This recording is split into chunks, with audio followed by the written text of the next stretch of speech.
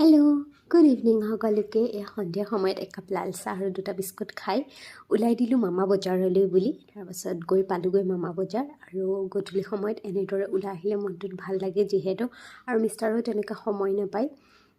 বোলো আজি যাওঁ বোলা মামা বজাৰ বুলি ওলাই আহিলোঁ। তাৰপাছত কাপোৰৰ দোকান দেখি একদম তাত গ'লোঁ, 2-এযোৰ কাপোৰ চালোঁ। তাৰপাছত আৰু ষ্টেজত পাৰফৰ্ম হৈ আছে, মানে বহুতে দূৰৰ পৰা আহিছে, তেওঁলোকে তেওঁলোকৰ নৃত্য পৰিৱেশন কৰিছে, কিছুমানে গানো গাইছে। তাহাঁত সেয়া চাই কৰি ওলাই আহিলোঁ। এইফালে দোকান কেইখনমান দিয়া আছে ন, তাতে আহিলোঁ। সুধিছোঁ তেওঁক যে চাওমিন হ'ব নেকি, তেতিয়া কৈছে ভেজ হ'ব, চিকেনো নহ'ব, এগো নহ'ব। তাৰপাছত সেইখনৰ পৰা ওলাই আহি বেলেগ এখনলৈ গ'লোঁ, তাতো সুধিলোঁ যে চিকেন ম'ম'জ বা চিকেন পকৰা কিবা হ'ব নেকি, নাই বুলি ক'লে। তাৰপাছত এইফালে চকী এখনতে বহি ভেজ চাওমিনকে লৈ ল'লোঁ খাবলৈ।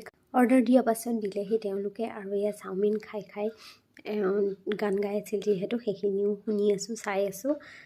যিহেতু বেছি আঁতৰত নাছিলে আৰু মানুহো ভিৰ আছিলোঁ যদি ইমানো নাই।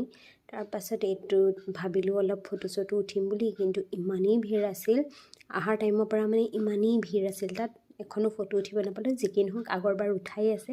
তাৰপাছত ওলাই দিলোঁ ঘৰলৈ বুলি।